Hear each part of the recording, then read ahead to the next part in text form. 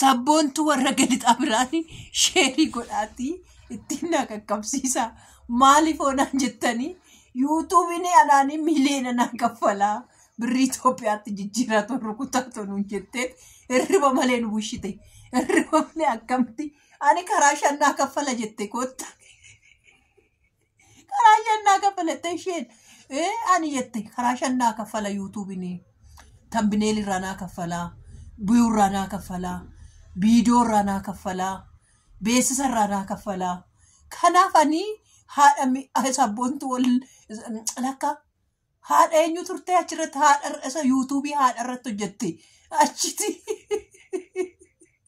ana miliyoona naa kaffala yuutuubiin isin nu warra Itoophiyaa jirru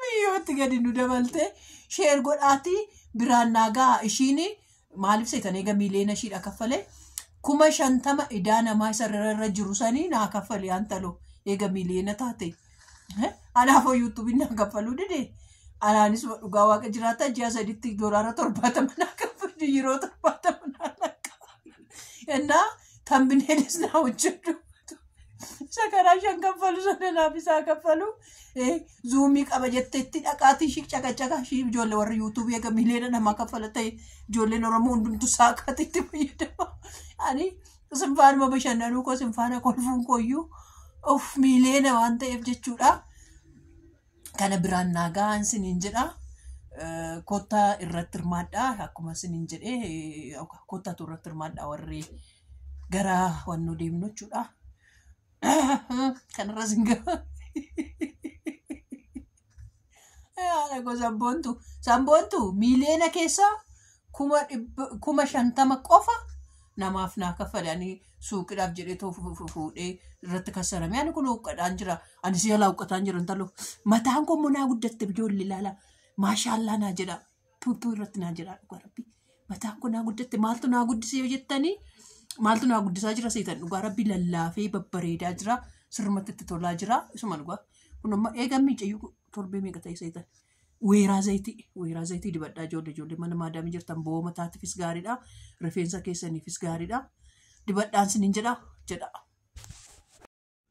Wallaggaa yalii taphiftu dhagaan dhibee konkolaate wallamneeree takkitti garaa didee tokko yaade shirrubbeen qaarite geggeesseen biraa dhufa garaa koo jabaa dhufa ala eebbaa miti maal sirbee jiru sirbee harraba haadha eebbaati maaliifii akkas jettee naan jettanii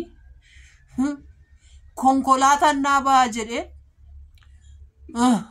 ayyalee afaan banee odoon eegaa jiru lakkoofsa tokkoof jedhee dhabe lakkoofsa tokkoof jedhee nabee nan gubadhee achumana makiina dhaafan sirbee jechuudha amma oduu lama sinitti odeessu dhufe hiyyeedha maali oduu sinitti odeessa jechuudha oduu tokkoffaan Faasigaa Tolaa hin beektu miti Faasigaa Tolaa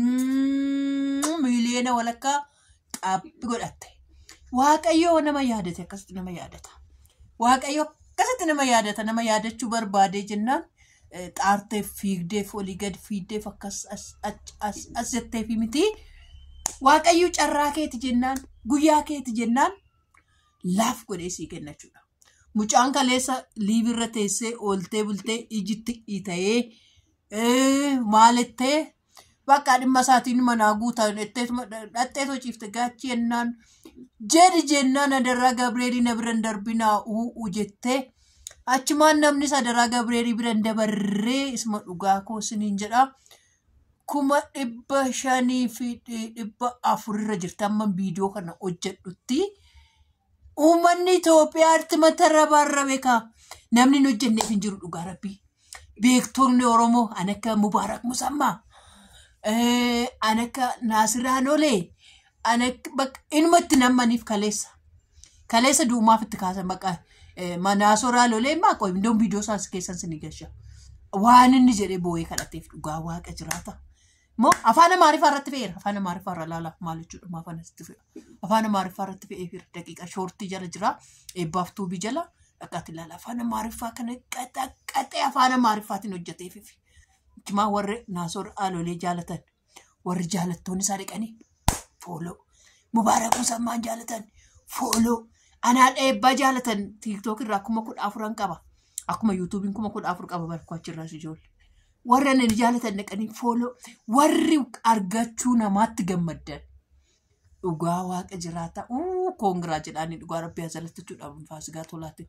Ani nan gammadeef akkuma kottan gammadeef amma namaa dhiifnee jechuudha kan. Jedha. Namaa dhiifnee gara keenyatti adeemnu. Gara keenyatti hoggaa deemnu beekii shoo biratti carraa gaggaariin jalqabamaa jira. Akkuma yeroo darbee TikTok fi YouTube irratti liivii qaxxataa dabarsee warra ixaan sadarkaa tokkoffaa konkolaataa baa jedhamee ture.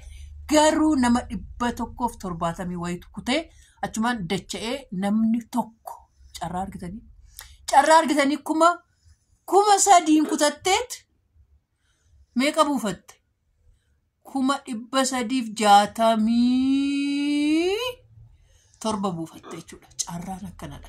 Kottaa yaala carraa ofii yaaluun gaariidha. Carraa tokkoffaan bahee fi birrii 370 godhattee fudhatte.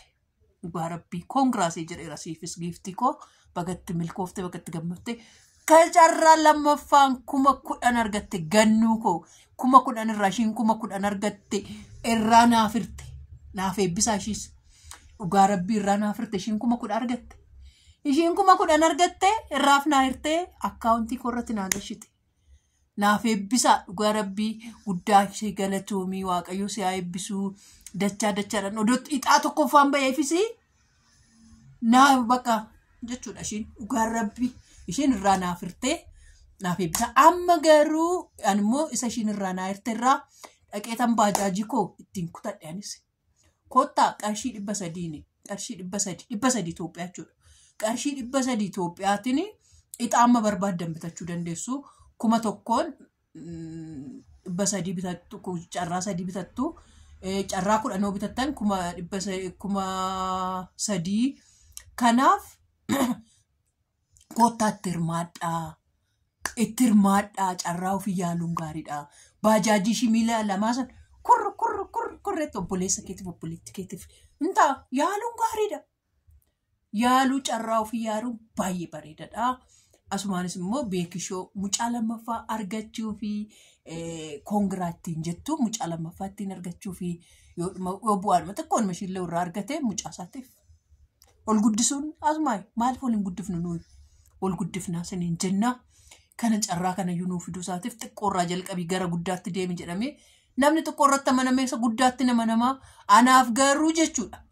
G+3 manuma isaatti naa baha.